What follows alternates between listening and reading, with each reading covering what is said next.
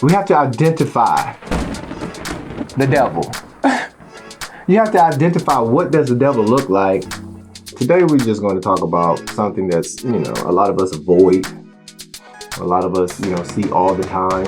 But a lot of us just, I'm going to say allow it, because it is allowed by a lot of us.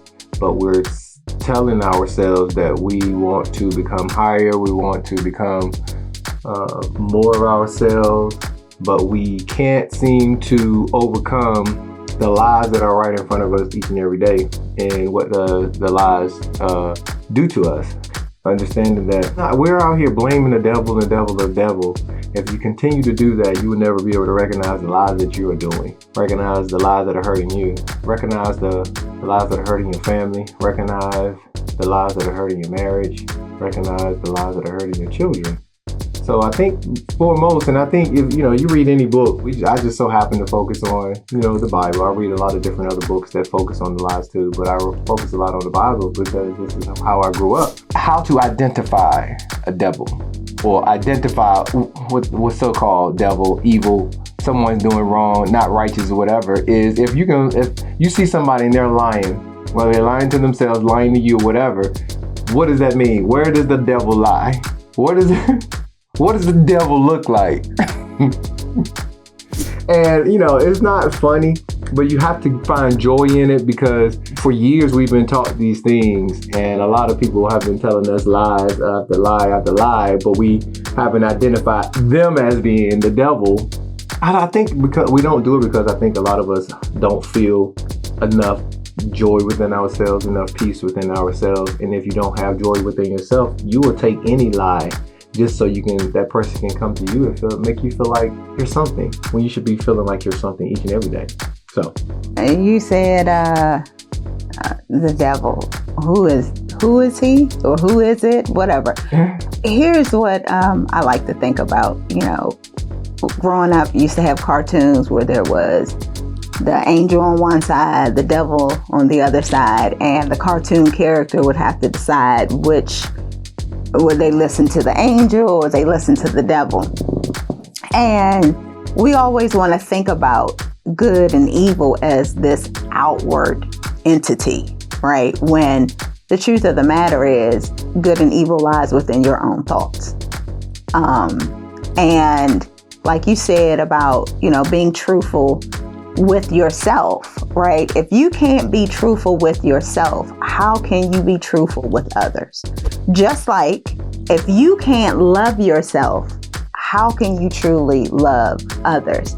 So we have to stop living a lie and stop lying to ourselves. And sometimes we have been lying so much, and we were raised in an environment where lying was just the norm.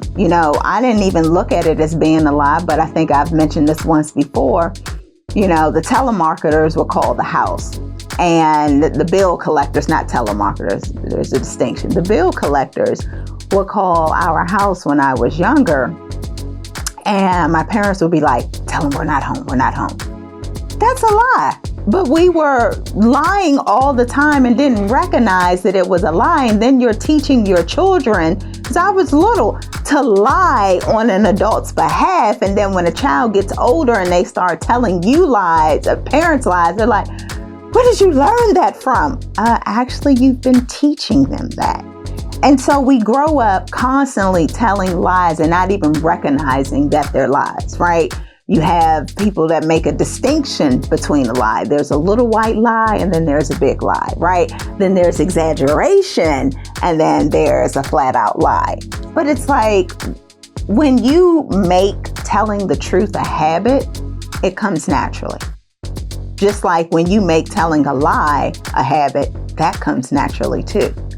So when we think about evil, we think about this evil looking person, when in actuality, we all have it within us if we choose to give it energy and, engage in that. But something you said about recognizing the devil is it's hard for us to recognize the devil in people who we have put in a place of like untouchable. I'm going to touch it, which is mothers. It's like, don't, it's still probably it's the same growing up. If you said something bad about somebody's mother, that was fighting words. Like you that's sacred. It's holy ground. You know, you don't say anything about somebody's mother. Shame on you. But the reality is a lot of us grew up with lying mothers who to this day still lie to us. And we make exception for that behavior because they are who? Our mother, or they're our father, or they're our family or spouse or whatever. We make excuses for their bad behavior. And this is why this type of behavior continues to just go on. Like you said, people will know you're sitting up there lying and nobody will check you. Just let you keep telling the lie. Like, oh, okay, that's just who they are. It's like, no, now you're allowing them to become delusional because they're out telling all these lies and nobody is checking them. And so you then yourself, if you're the liar, you start believing your own lies because nobody called you out on it. And I've gone on and on and on. Back to you. No, we have to understand if you know someone is lying, you're just as much as taking... Guilty by association. You're just as guilty as the person that lies once you know that person is lying and you didn't come to that person with the truth to help keep making that person free. We allow a lot of lies to go on and on and on and on. And the thing is for me, it's not that you would think someone that you didn't know or someone that you didn't think that was supposed to help you and other stuff would, like, okay, that's cool. But it's people that say they love you. It's people that are saying, just put your trust in me. It is those people that are saying, oh, I am the closest thing to God. Come to me and I'll be able to give you what you need to set you free, and then not giving you what you need to set you free. These are the things in the lives that we have to be careful with. You know, a guy on the street, he probably don't care 2 cents about you. So if he lies to you, it doesn't matter. It's the ones that's right in front of you. They're saying that they're coming to help you and they're giving you lies. Oh, I love you. I love you. But they're lying. Oh, I love you. And their actions are not saying that they're showing that they love you. And we're allowed year after year. And a big one is, for me, is people that have either teaching about the book or have been going and being taught by the book for eons and still haven't found out how the truth will set them or will make them free. They continue to lie year after year, time after time, time after time, and they haven't come to the realization of what it does to you.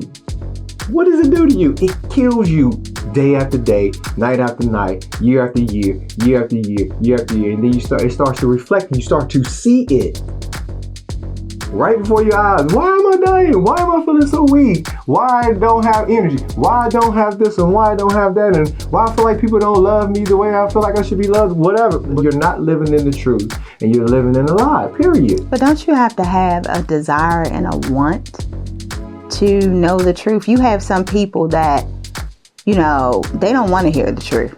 Yeah. What about people who tell lies that they think it's protecting you? No lie can ever protect anyone. It can prolong something, push it further down the line, but at the end of the day, that lie, and that's why we have to understand what karma is, and reaping what you sow is, which they're both the same, regardless of who you're listening to and don't understand what karma is. It's reaping what you sow, same thing. It just pushes stuff down the road further and further, instead of now that person in their youth, and you can give them life right now today where that youth remains with them for a very, very, very long time. And you just say, you know what? I'm gonna let it continue on. They go on. They end up, now I'm 20, now I'm 30, still have that same lie. You wonder, like, what's going on in my life? Why these things are not changing? Why I'm not changing? Why I don't feel love? Why I don't feel joy? Because you're still basing your life off that lie, and that lie still remains in your mind. If it remains in your mind, it remains in your soul. If it remains in your soul, it remains in your spirit. Period. In your body. Period. In your mind. Period. And if you understand what a lie is, lying is death. It's a mental death to your body, your soul, your spirit, and everything. That's why it's not good to lie. Why you shouldn't lie. Why you shouldn't tell people something that you don't mean. Period. Because it is a killer. The number one killer. I would love to see the statistics on it. We can just go to a cemetery. You would never know, because people will hold on to that lie until they die. So you may not ever be able to, really correlate of how many people ended up with sickness or died from, holding on to stuff or holding on to a lie. You got a lot of people that take that to their graves, and they're dead and gone, and all this truth starts coming up. I mean, we've witnessed it in our own families where, people have taken that lie to their graves thinking like, oh, it's going to die with me. And it's like, as soon as when that person is in the ground, all of this stuff starts coming out, and people are so hurt. Like, but wait, I thought this person loved me, so why would they lie to me? And then they start questioning the love in itself. Like, well, clearly they couldn't love me if they looked me in my face every day, year after year, and lied to me. And I've said this, and it's become something that I have to live by, because I'm the one saying it, which is, I'd rather you hate me because I told you the truth than to love me because I'm telling you a lie. Honesty is a hard thing sometimes. It really is, because it's either revealing who you really are, or it's that potential of somebody being hurt by the truth. And you have a lot of people, you can confront them with the truth, and they will hate you for it. They will hate you for it. They'll be so upset. Why would you ever tell me that? And it's like, because I loved you enough so you would know the truth. Now, you do have some people who will just go tell somebody the truth because they do want them to hurt. That does happen as well. And it's in the manner that they tell it. But if you really do love somebody, you have to be willing to tell them the truth. And you would expect the same from them. And we're seeing where so many families are broken because of the lies, the secrets that have gone on for year after year after year. And you have, like you said, maybe a child has time to, I love children. I love how their minds work, where they are so forgiving. They're so resilient as children. They're so brave. Whereas adults, if a child is up on a high ledge or something, they'll be willing to jump off and don't think twice about it. Whereas an adult will have so much fear. But sometimes it's easier to tell someone younger so they have time, like you said, to recover, to have a full understanding, versus an adult and they get hit with, wait, that's not my father? How long have you known this? Why didn't you feel you could tell me something like that? And then all of these relationships are shattered and broken, and the person now is sitting there faced with, I've spent 20 years thinking that somebody is something or this is that, and it's really not. And that's a lot for that person who's telling a lie to hold on to. It's a lot. I love the analogy you use with the kids or the children, because I've come to find out, like you said, they get over it quick and move on with their life kind of thing. But I've come to find out, man, if adults have a difficult time. Very. Even that they're adults and that they have the will to think and do for themselves and stuff. When a truth starts to hit them in the face, they have a more difficult time dealing with it than a child. Mm-hmm. That's why it's important for us to be childlike, meaning new growth all the time. So if somebody comes to me and say, man, my dad knew, but that I thought was my dad all these years, yeah, I'll be like, dang. But at the end of the day, I'm going to keep moving on, because it doesn't affect me as who I am as a person. Yes, that was a vessel that was used to birth me into the world. But other than that, yes, that was my father. But other than that, it doesn't affect who I am as a person. But it takes time to get to that place. Not everybody can. Yes, it does take time and growth. Everybody handles things totally different. And I try to make sure that as I'm talking or listening to someone, that I leave space for that to say, like, they're not me. They're not going to react the same way. They're not going to think the same way as me. And vice versa. So I don't know, but it comes to think back to what you said about, it takes time. we have to get out of telling ourselves it takes time, because that time tomorrow may not come. So if you don't choose it today and say, you know what, that has nothing to do with who I am and what I am to do in this world. If we don't get to those mindsets today, tomorrow may not come for you, and then you'll be like, and you'll have those people sitting back saying, man, I wish they woulda, I wish they woulda, I wish they woulda, I wish they woulda today. Yeah. Not tomorrow. None of those past situations affect you today. Seriously, and that's the truth. I think lies also keep you in bondage. It keeps you in bondage, absolutely. It keeps you in bondage. There's always this fear somebody's going to find out, and I can't imagine people who have actually taken other people's lives and they're living with that and wondering and fearing that somebody ever going to find out, and also just dealing with your own conscience of you've done such a bad thing. But I think it's very freeing when you tell the truth. Oh man. I don't have to force myself to remember that lie and carry it too, right? Because when it is what it is, your story doesn't change, but now you're forced to keep track of the lie. You're forced to keep telling it. It's just, telling the truth is very freeing, and I'm not saying that it's easy in every situation, but we have to do it for ourselves. Practice, I would say practice on telling yourself the truth each and every day first, before you start going out and facing other people. Yeah, you should tell them the truth, but at the same time, if you're going to tell other people the truth, and you can't look in the mirror each day and tell yourself the truth, it's kind of like what Jesus says is a hypocrite.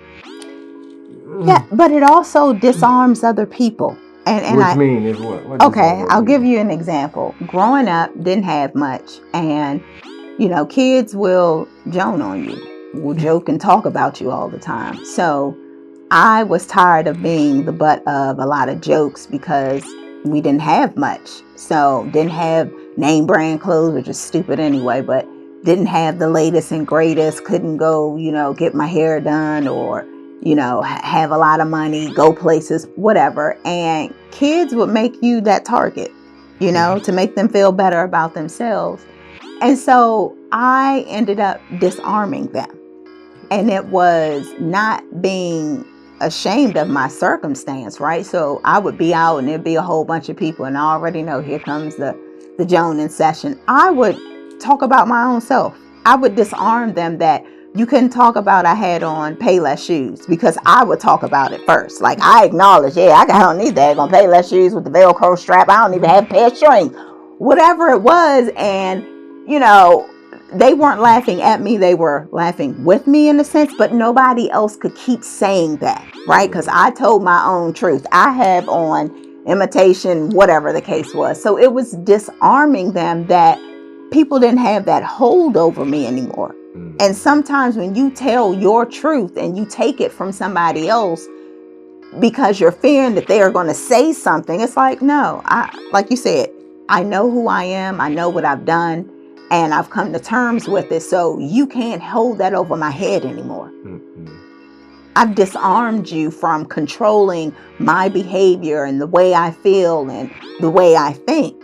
So like you said, being truthful with yourself first, acknowledging it disarms other people from potentially attacking you to the point, like you said, where you're so messed up. You can't move on beyond this point. You have so much shame because somebody now knows your truth or something like that. So I definitely agree with that. That's why I had to, start talking about, man, I was a whore.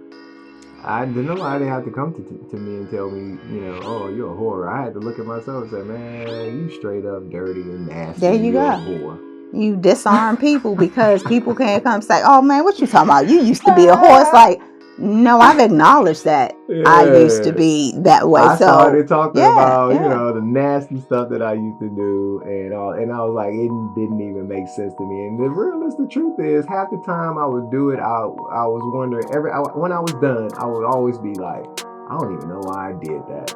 That's a sense of unconsciously doing things that have no value to What your you life. mean, being a whore? I was unconsciously doing things that was pretty much I've seen all my life. I've seen other people do, and you start hanging around people that are doing it. So you unconsciously think that, man, it's cool. That's what everybody does. Yeah. But when you wake up and when you start recognizing, man, what the big scheme of the truth and what it does, oh man, it just makes you just want to, man, listen, yep, I was this way, I was that way, I did this, I did that, whatever. So what? Who am I now? How does that impact me now? I'm not doing none of those things. But you didn't get there, I feel like, until you acknowledged the trauma from behind why you were doing those actions. I mean, it was all a combination of things. Yeah. There was a big combination of stacks of truth. Me undoing a whole lot of lies. I was just unstacking those things. There you go. Unstacking. Then I got to the root. What was the root? It was myself. It was me that was the problem. And what happened to you? When what? What? That at a very young age too. Yeah, it was a whole stack of things. I got all the way down to the bottom of it, to the root. I got that final root up, man. I replanted a new seed, became a new man, and I haven't looked back. That's the whole objective of the book. Any of these books that you read, there's an objective of the Bible, objective of the Quran, and a lot of these other books that you read. It's about uprooting and becoming something new, becoming something great, becoming something powerful, and being significant in the world. And not putting people in bondage and having them thinking they got to do this and be this way and whatever. It takes away from the diversity of the world, of God's creation. Everybody got to wear a suit and tie. And everybody got to, dress this way. And women, you can't do this. And women, you can't do that. If you know, as a woman, if you know you are not a slut, a whore, and you have strength in your body, it wouldn't even matter. It wouldn't even matter. If you know you're not trying to attract men to yourself by what you wear, does it even matter? If you know that is not the intention that you have for yourself, it doesn't matter. A lot of these things that have been put out there is because a lot of us don't know how to control ourselves. So a lot of people know that men and women don't know how to control themselves. So we want to put stipulation on what you shouldn't do and what you shouldn't wear because somebody's gonna be looking at you. But again, that's about being truthful. Why are you doing this with yourself? And it's also knowing who you are. So that's it. Those go, I feel like, hand in hand. Hand in hand. It all boils down to a lot of the lies that has us from really becoming what we are here. Bondage. Yes, the lies will. Yeah. And we have to start from today forward and going forward into the future until we figure out what eternal life is and what it looks like. We have to start loving ourselves and stop telling ourselves lies each and every day. We know people, man, that don't even feel like they're significant to have anything greater in their life. What? How did we get here? How did we get here? Low self-esteem. Judging, sizing yourself up, sizing somebody up. Well, I guess comparing yourself to somebody else. Yeah. So, but just don't. We're just gonna leave it there. We're out of time. So just remember to, like and subscribe and share with your friend because every now and then someone else needs some love and encouragement. So until the next time, peace. Ye are of your father, the devil, and the lust of your father you will do. He was a murderer from the beginning and abode not in the truth, because there is no truth in him. When he speaketh a lie, he speaketh of his own, for he is a liar and the father of it.